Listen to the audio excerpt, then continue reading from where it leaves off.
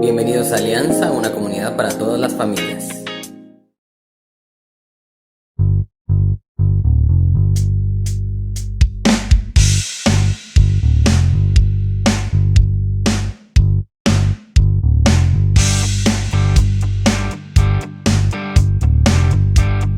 ¿Cómo será?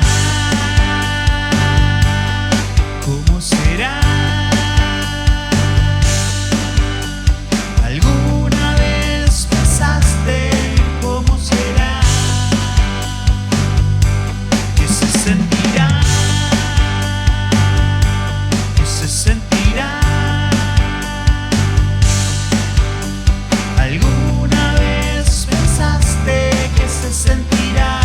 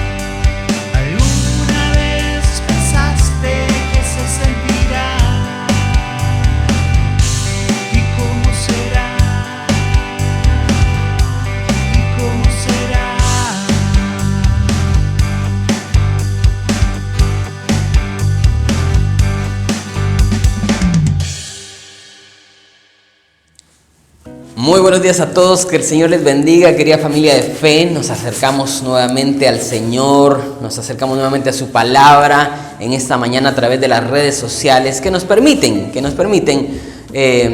esta posibilidad de encuentro, esta posibilidad de adorarlo, también esta posibilidad de buscarlo en su palabra. Iniciamos entonces hablando de Moe Berg, que fue un jugador de béisbol estadounidense del siglo pasado.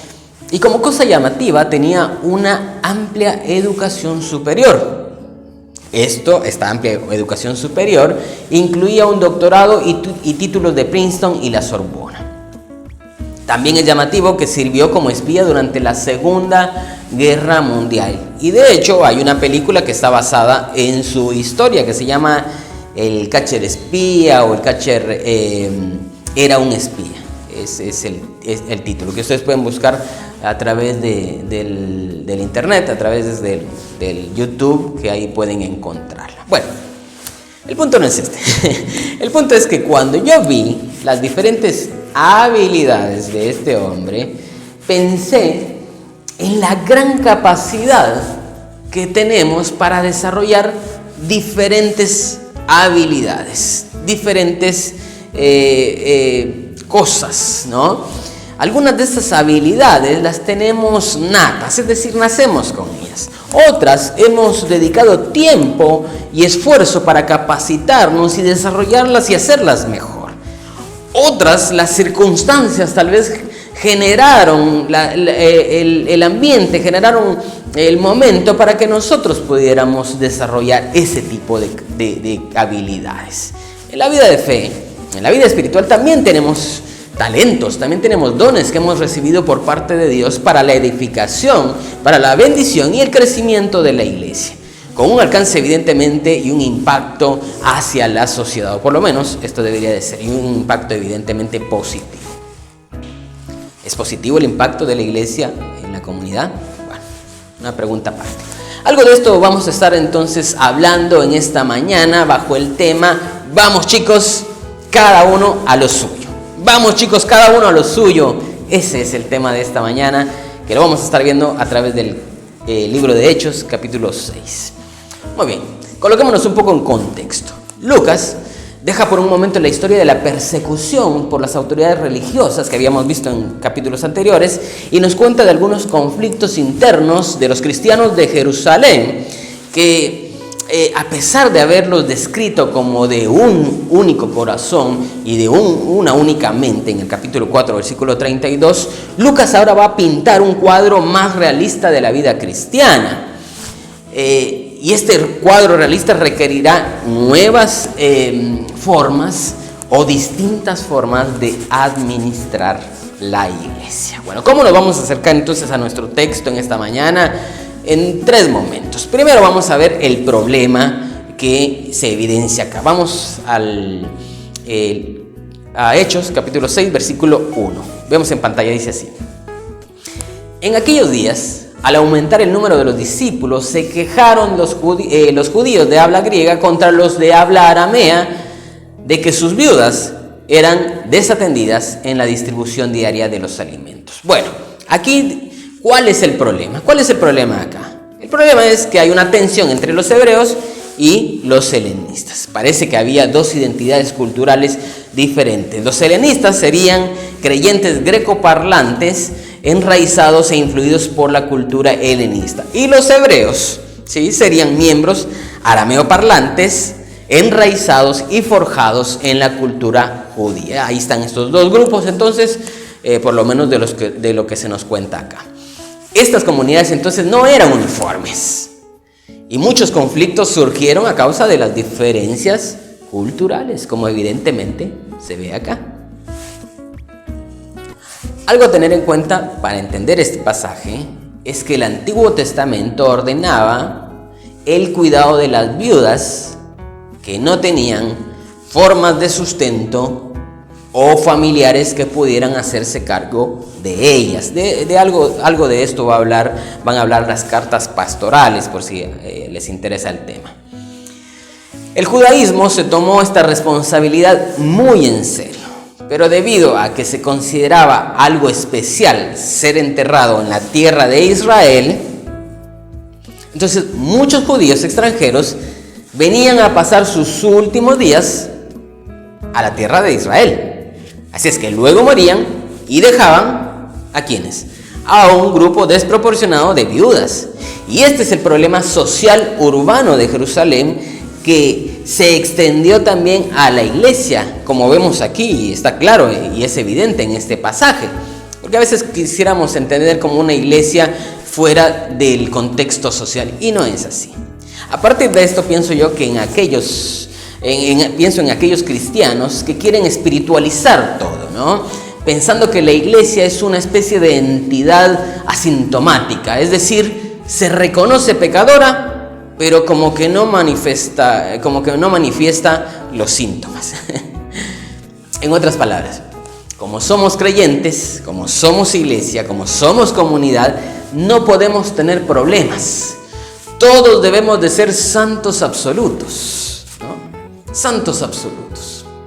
Pero cuando los problemas llegan, la negación de esta realidad puede generar una crisis mayor que los lleve a alejarse de las iglesias. ¿Conocen ustedes personas así? Y en el peor de los casos, alejarse de Dios. O tal vez te pasó. Cayeron tal vez en el error de idealizar la iglesia debido a otro error más grande aún, que es el de idealizarse a sí mismo e idealizar al hermano o a la hermana. Por eso me parece a mí que no podemos pensar que como somos creyentes, los problemas y las diferencias culturales no existen. Como que la iglesia está exenta de todo esto y se abstrae de la sociedad, se abstrae del mundo. Cuando yo planteo cosas como estas, que hemos visto acá, ¿no? Me ven como un poco espiritual, como alguien con poca fe. Pero está claro que en este texto que existe, aquí vemos dos contextos culturales o sociales, ¿no? Que los dos grupos tienen su fe en Cristo, que asimismo tienen problemáticas culturales y sociales, y creo que ahí hay que tener mucho cuidado. Es decir, ojo, no caigas en el error de espiritualizar todo, y mucho menos cuando la misma Biblia reconoce estas realidades. Pero como iglesia la diferencia está en no quedarnos solo en el problema, sino en buscar una solución, una propuesta. Y ahí está nuestro segundo momento, que es justamente la propuesta. Vamos entonces al libro de Hechos, capítulo 6 nuevamente, versículos 2. ¿Sí? Versículo 2, vemos si por ahí alcanzamos el 3. Dice así: así que los 12 reunieron a toda la comunidad de discípulos y le dijeron: no está bien que nosotros, los apóstoles, descuidemos el ministerio de la palabra de Dios para servir a las mesas. Versículo 3. Hermanos, escojan de entre ustedes a 7 hombres de buena reputación, llenos del Espíritu y de sabiduría, para encargarles esta responsabilidad. Así nosotros nos dedicaremos de lleno a la oración y al ministerio de la palabra. Bueno, por lo que se ve acá entonces, a Lucas no le interesa detallar las causas del conflicto, pero sí enfatizar en cómo la comunidad encontró una solución. A nosotros a veces se nos invierte, ¿no? Enfocamos en el problema y no en las soluciones. Bueno, ¿cuál es la solución aquí entonces? Que los apóstoles convocan a la comunidad y eligen a 7 hombres de toda la comunidad, es decir, de tanto helenistas como hebreos. Estos hombres entonces se encargarían de servir a las mesas. Entonces se escoge de toda la comunidad, no solo de una parte, de toda la comunidad. Vemos aquí entonces que son escogidos 7. 7 era un número razonable para los líderes, y el historiador del siglo I, Josefo, sugiere que es un promedio de 7 ancianos los que gobernaban la mayoría de ciudades en aquel entonces. Es decir, hay un modelo social que la iglesia imita. Por otro lado, también la iglesia recuerda recuerda este aspecto de la administración, y lo ven en Moisés, su gran líder, que delegó trabajo a otros líderes que cumplían con algunos otros requisitos también espirituales y morales, para que Moisés pudiera concentrarse en interceder por el pueblo ante Dios y enseñar la palabra, como lo vemos claramente en Éxodo capítulo 18. Así es que estos versículos a mí me hablan o me hacen pensar en las diferentes habilidades, en los diferentes talentos, en las diferentes capacidades que tenemos en nuestra iglesia, que cada uno de ustedes y de todos los que conformamos la iglesia tienen, ¿no? Ya sea algo nato, ya sea algo por capacitación, porque afloraron con las circunstancias, o por dones dados por Dios directamente. Todos y cada uno de nosotros tenemos esas habilidades, tenemos esos dones, tenemos esos talentos, y que tienen características particulares y que tienen propósitos definidos también para desarrollar y fortalecer la iglesia. Así es que la metáfora del cuerpo que usa el apóstol Pablo es clave también para entender este concepto, me parece, porque cada uno es parte del cuerpo y cada parte tiene una función, tiene habilidades, tiene funciones. Y ahí tenemos que reconocer que una mano no podrá hacer la función de pie, aún y con toda la buena intención. Que una rodilla no podrá hacer la función de un codo, aún y con toda la buena disposición que éste tenga. ¿Sí? Bueno, cada parte es única y tiene unas funciones específicas. Ahora quiero reconocer algo. Recordemos que una metáfora no va a cubrir todas las posibilidades para que no caigamos en los extremos. A veces cuando yo digo algo la gente lo lleva a los extremos y no, por favor, no me malentiendan, no hay que llevarlo a los extremos, porque en la práctica hay muchas variables, ¿sí? Esto siempre me lo van a escuchar a mí decir, así es que no lleven al extremo mis palabras. Hay que ver las variables, así es que, ¿qué habilidades tenés? ¿Qué conocimientos vos has adquirido que son útiles para la obra de Dios? ¿Qué dones bíblicos has identificado en vos, en tu vida, que desees colocar al servicio de Dios? De esto vamos a estar hablando en un foro que vamos a tener próximamente, se los anticipo, como para que queden ahí picados y que vamos a tener ese hermoso foro. Bueno, más adelante. Vamos a nuestro tercer momento, el resultado. Vamos, entonces regresamos a nuestro pasaje, Hechos capítulo 6, versículos 5. Dice así.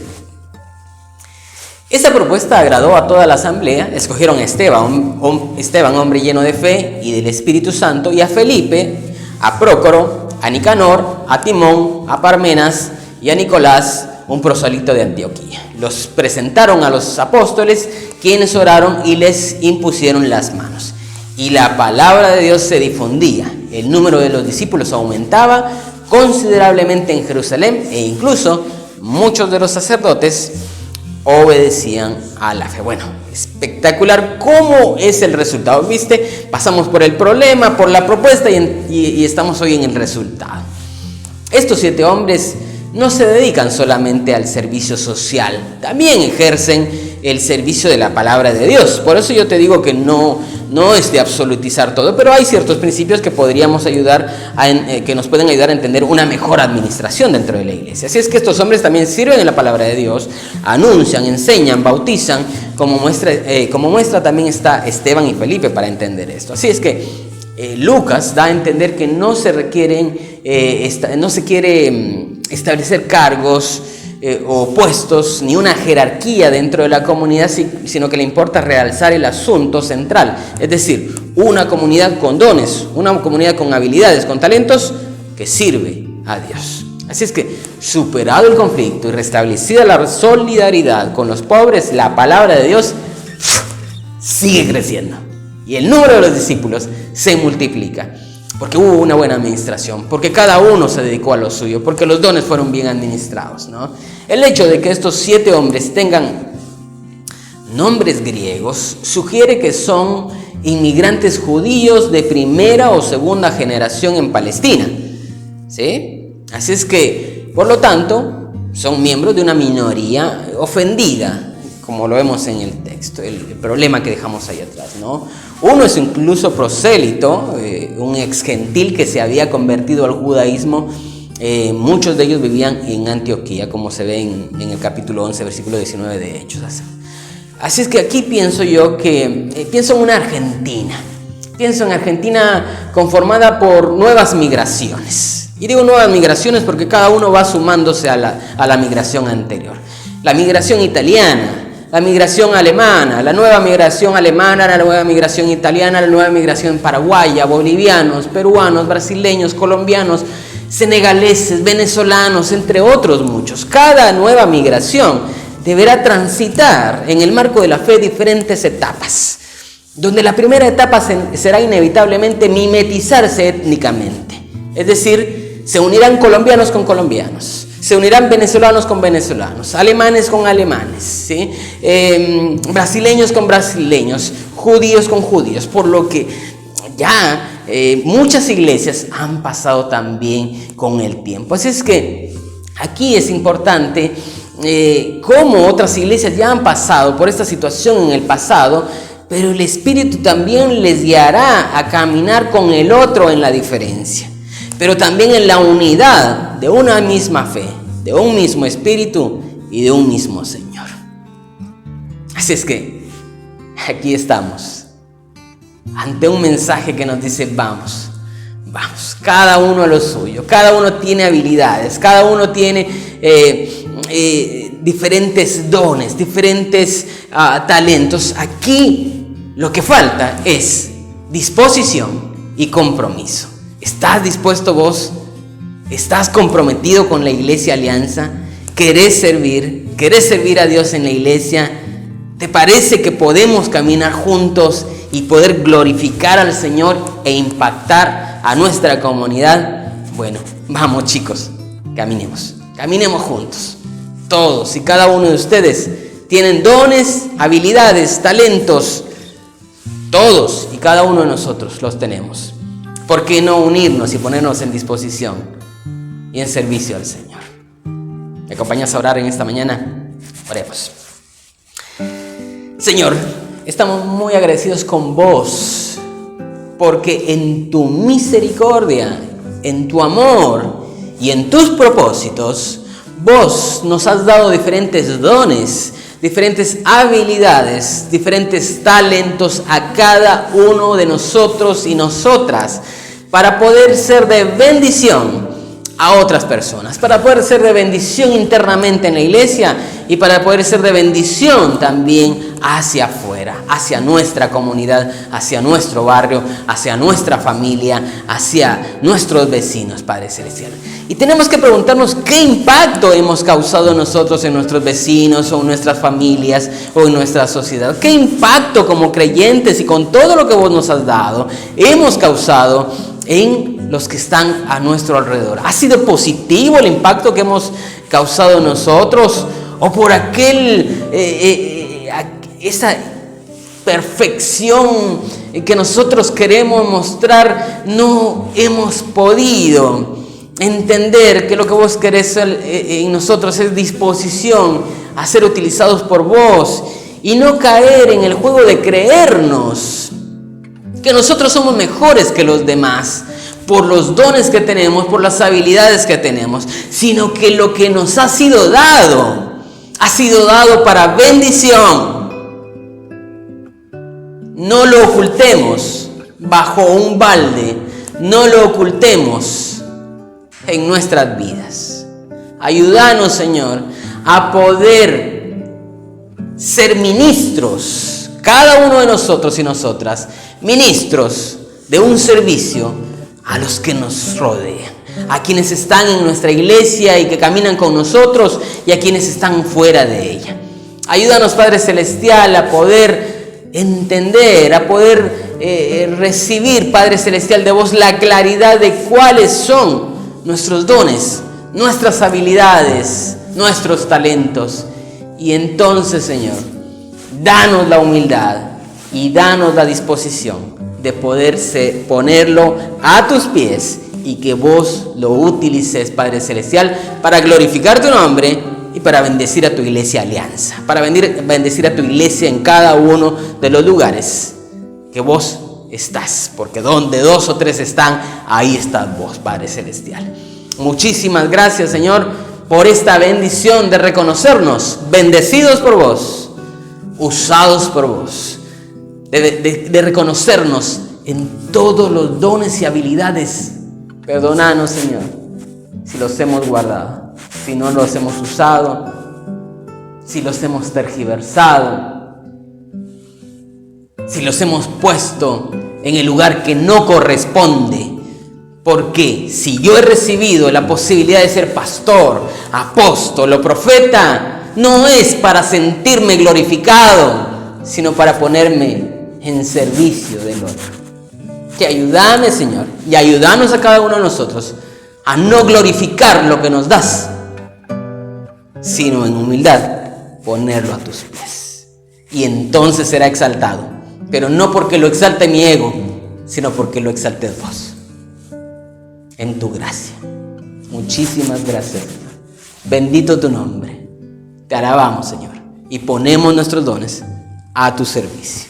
En el nombre de Jesús. Amén.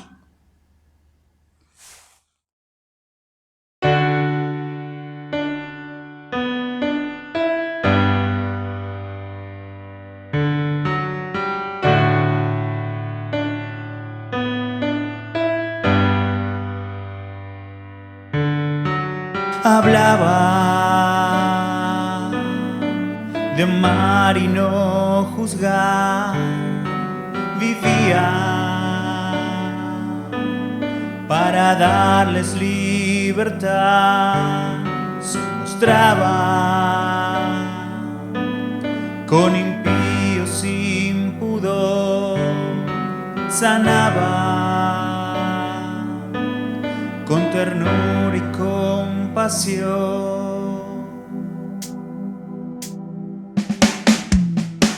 Hablaba de amar y no juzgar, vivía para darles libertad.